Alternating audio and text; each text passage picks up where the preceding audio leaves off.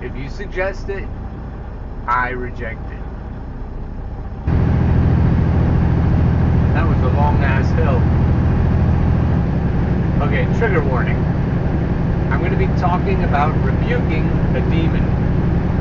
And that is pretty woo-woo stuff. So if that's not to your liking, you can either turn the sound off and just watch the scenery go by, or vacate the premises. As I've alluded to before, I've always had voices in my head. And I've admitted that they could be different aspects of my own personality, parts and pieces of my subconscious mind.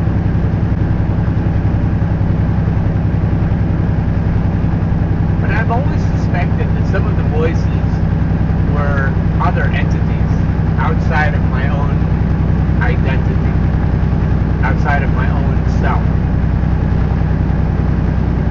I have a grandpa who was really good at hearing voices and what I would call channeling them for other people. And some of the voices that he used to channel and tell me what they were saying, I could hear too. And some of the voices that spoke through him, I got used to them. I got used to their personalities. I kind of knew who they were. I recognized them. Not by the tone of their voice that I could hear audibly, but by the kinds of things they would say, their areas of expertise, and how they used language. When my grandpa would do it, different people would speak, and you could tell the difference in the way they spoke, the way they used language. One of the voices that followed him around, I think, started to follow me around in high school. And I didn't like him much. I called him the chairman because he seems to be the one that all the other ones defer to. And when I got bad news from Grandpa, through Grandpa, it was his voice I recognized speaking. He would explain why things didn't happen the way I had hoped they would, and why that wasn't necessarily the best for me, and all that kind of bullshit. And it's funny, as I listen to him now, I try not to, but when I recognize his voice, he reminds me of a character, well, more than one, but the prime character he reminds me of is Grima, the Worm-Tongue, in the Tolkien Hobbit, Frodo, Bilbo, Lord of the Rings trilogy. Grima the Worm-Tongue was the advisor to Rohan,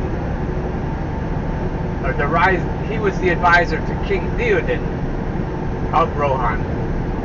The horse people, Rohan the riders from Rohan, if you remember all that. And King Theoden, in his old age, listened too much to his counselor, Grima the Worm-Tongue, and became decrepit and weak.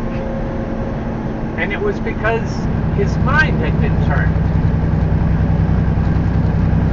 As it turns out, once Gandalf intervened and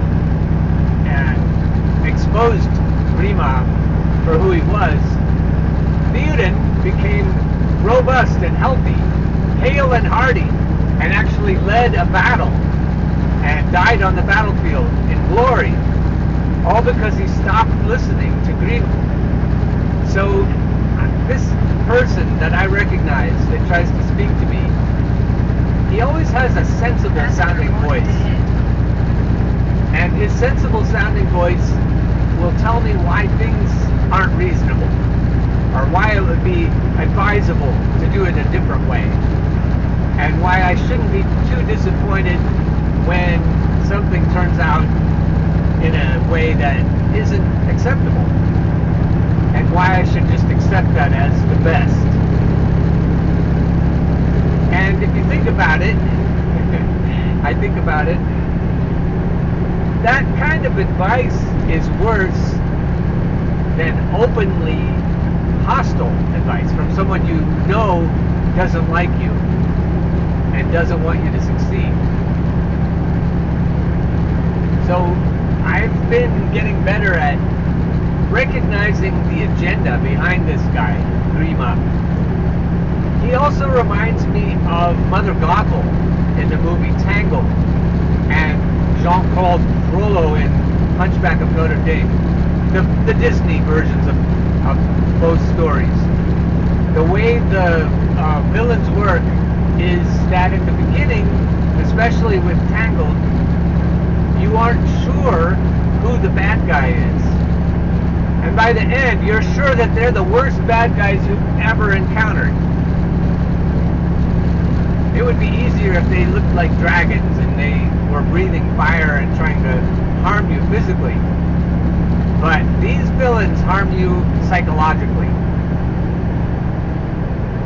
And the Grima in my life, the advisor who's been telling me things since I've been a child, really,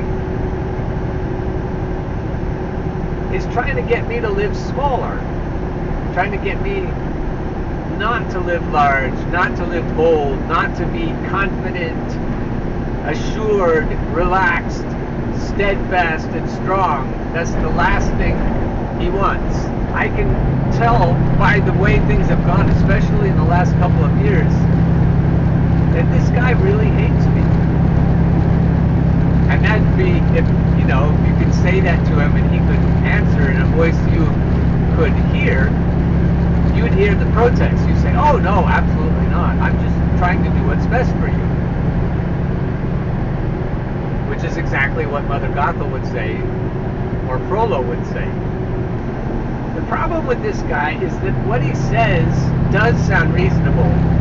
And when you hear the words in your head and you don't take the time to identify who's speaking, a lot of what he says sounds like good advice.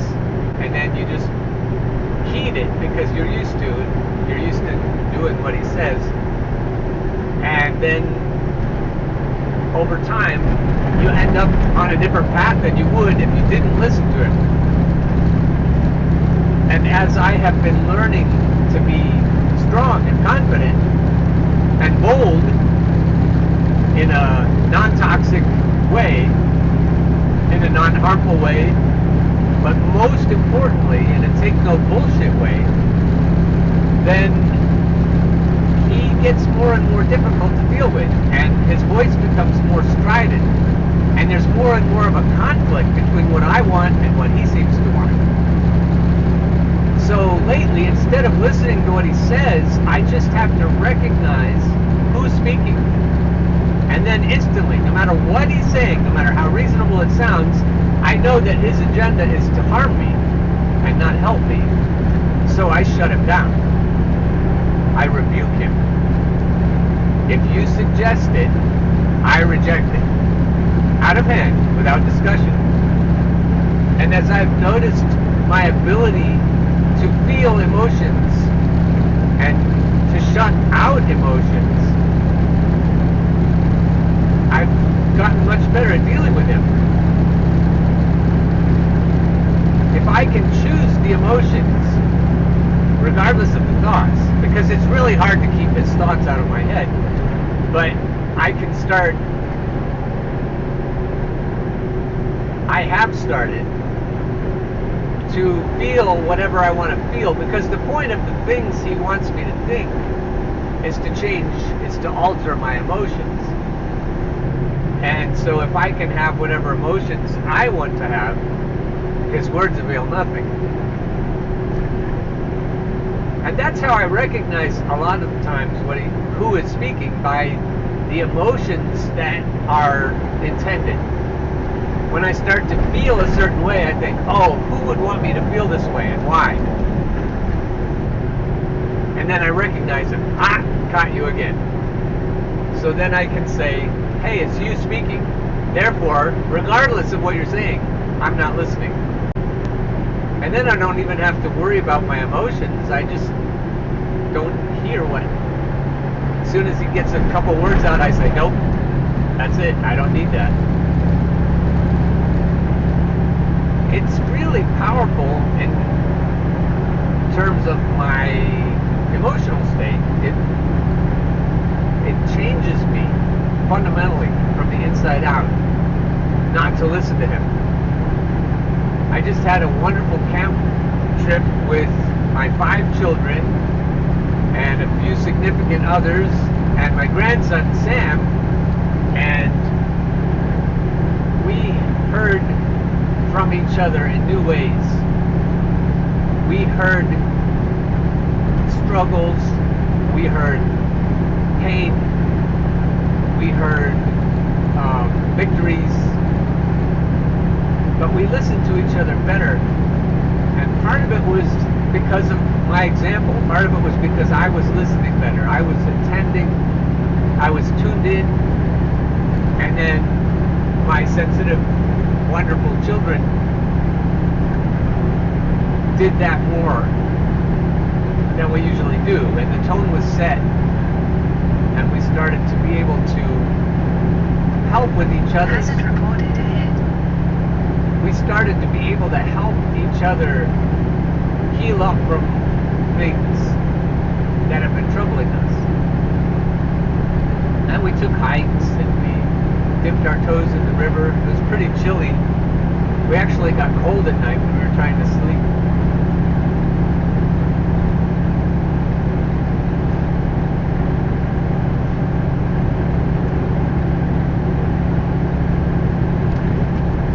We were at Cook Forest, in that big forest I was talking about when I showed you the Tioga Reservoir.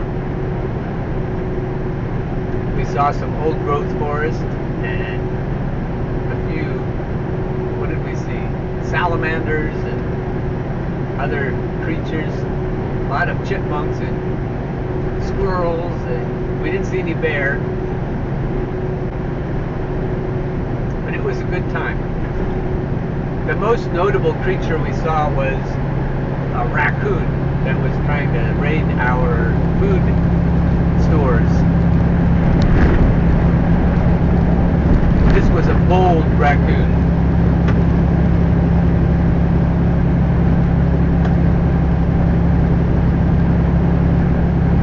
It was epic trail mix. It had some chocolate-covered coffee beans and chocolate-covered raisins and all the nuts and fruits and dried fruits and other things that I like to put in my trail mix. Normally, pumpkin seeds and such. And before we'd even gone to bed, while we were still sitting around the campfire, this raccoon raided the bag and stole it. Was sitting out in plain sight, and then my daughter confronted him and he went into his hole and I assume ate it all. I rebuked the raccoon. We had to put all the food in containers in the cars at night so we wouldn't get disturbed. We left one container, obviously had something in it that he was interested in, so I had to get up and put it in the car. He didn't like just stay there in my face. But I definitely saw him, and he only walked away when I was a few feet away from him. I think that's how my demons are. I think I have to walk up pretty close to them and stare them down before they'll turn around and move away. And move away they must, because I'm not going to have them in my life. I don't need them for anything. And I doubt that you do either. But odds are, in your life, as in most lives, they've taken up some sort of residence. They've been given some sort of permissions. And they need to be revoked if we're going to be truly non-toxic. I don't see any other way to do it.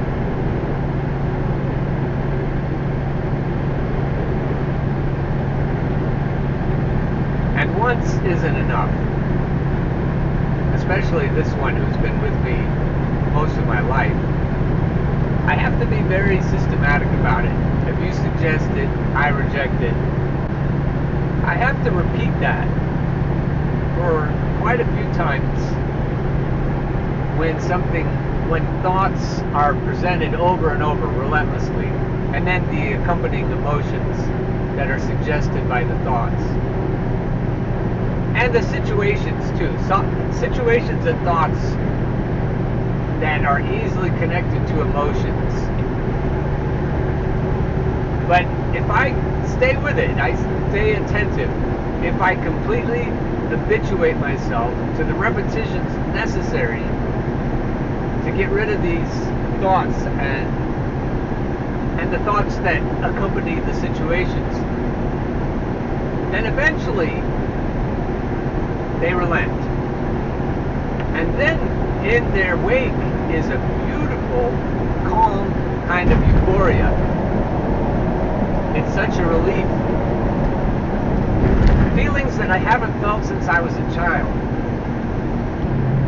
Feelings of assurance and peace that everything's going to be fine. That everything not only will be fine for me in my life, but for the people I care about.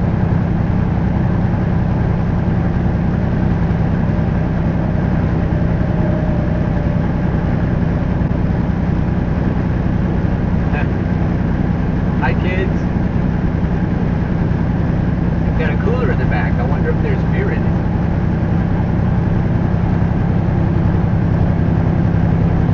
That would be a bad trip. Now to make all of this easy to convert to a less woo-woo way of thinking, you could say that you are confronting your subconscious.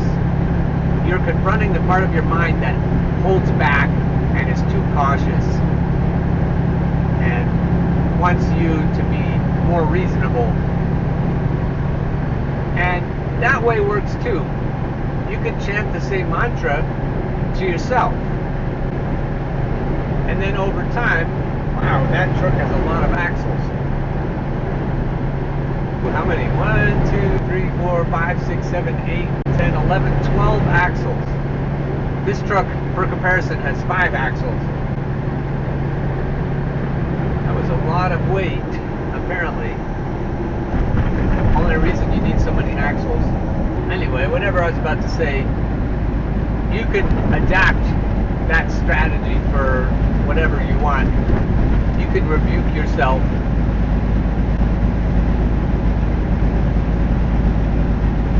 But be kind to yourself at the same time. Be understanding.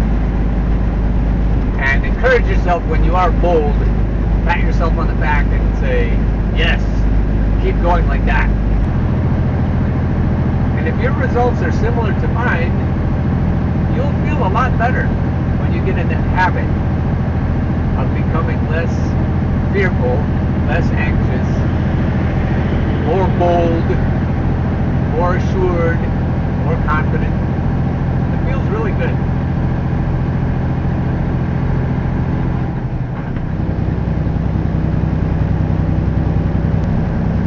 If you're working on emotions that come from your own habits, for example, anger or fatigue, I think you can rebuke those emotions. You can say, I reject feeling angry right now. And if there's this feeling that you need to find something else to substitute for it, I don't even think you need to. I think you can just feel neutral. You can shift into neutral from angry gear, just nothing gear. I think you can do the same thing when part of you suggests that you ought to feel tired right now, or weary, or annoyed, or all the different lower vibrational emotions. I think you can shift yourself into neutral, and in between every gear is neutral. You go from one gear to neutral to the next gear. So in between gears, you're not in any gear. When you're making a big shift, when you're going like skipping gears, you need to wait longer in between so that the engine revolution speed can match the speed you're traveling.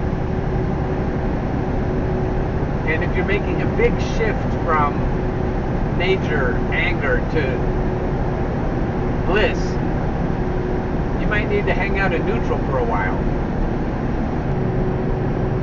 For me, it's a lot easier to shift into neutral than into some new emotion. So if I just go instantly from whatever I don't want to feel into neutral, I can just stay there as long as I need to. With my situation, when I feel like I'm fighting against someone who doesn't like me, who wants me to fail, I feel when I successfully shift out of the emotion that's intended, that makes him more upset with me than if I find something else that he can work with.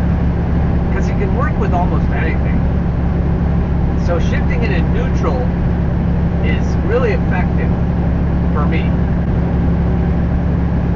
And I can hang out in neutral.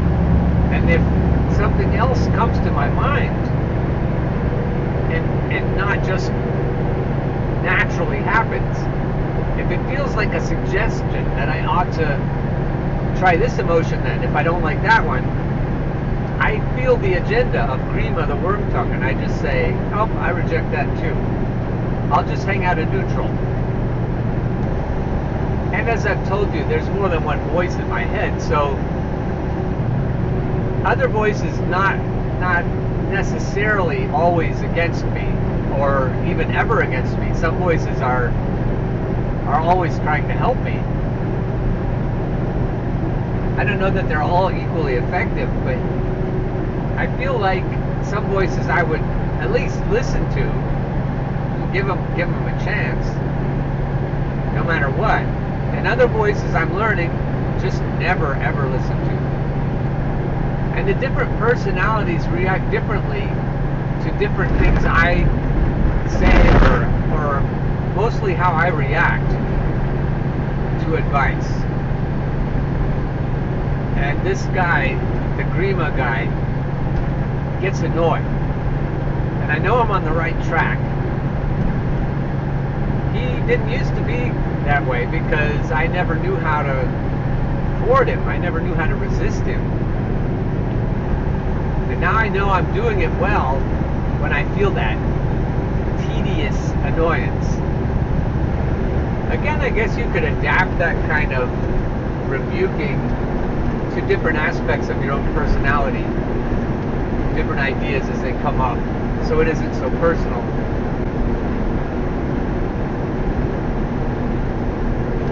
And then the goal wouldn't be to make yourself annoyed, it would just be to change over. And then maybe substituting one thing for another would work better. What I notice with Grima is when I am too quick to shift from one emotion to another, I have the feeling it's because he suggested it, that he had one ready in case I rejected the first one. So that's probably why I'm more willing to do the shift into neutral for a while. Still enjoying this Parmigiano Reggiano. Such good cheese. It pairs well with demon rebukes. I don't know if you can tell by the sounds coming from the engine and different ways that you perceive the truck slowing down, going down hills. You can hear the jake brake. I have a heavy backhaul that I picked up, and I know I'm close to 80,000 pounds, even though I haven't weighed the load yet. So the shifting, there's more shifting and more jake braking. I noticed that with my jake brake, it has 3 levels, and I bumped it with my coffee cup one day, and I must have, and put it in the middle level. Now I've got it bumped back up to the top level, and this is a pretty substantial hill that I've been going down for a long time. And in high gear, it'll hold it at 65 miles an hour pretty easily. That's nice because if on such a long hill you wanted to save your brakes, and your jake brake couldn't handle it in high gear, you'd have to shift down a gear and go 15 miles an hour, 10 miles an hour, whatever, slower, and otherwise your brakes will burn up. So it's nice to be able to go down at the speed limit without touching your brakes. This part of Pennsylvania is similar latitude to where we were camping in Pennsylvania, and the weather is still the same, just as we had it all weekend. A little brisk. The sky looks scrubbed, not muggy. It feels really good to be outside today. Oh, one of the most enjoyable things I did over the weekend, besides all the beautiful conversations and music, we had lots of good music, was riding bikes with my grandson, Sammy. We had a good time riding around the camp. I hadn't been on my bike for a while, so now the tires are all pumped up. I might have to ride more often. On that hill, it got up to 67 and then pulled back, and I didn't hit the brakes. But it's not bad to occasionally stab the brakes, as long as you're not just riding a mile after mile. They were spinning this morning when I came up the hill in the dark, so I was going to say, oh, it's a spin day. It's still windy enough. I wonder who decides if it's going to be a spin day. I guess that one is moving a little bit. I guess we get to decide for ourselves if it's a spin day.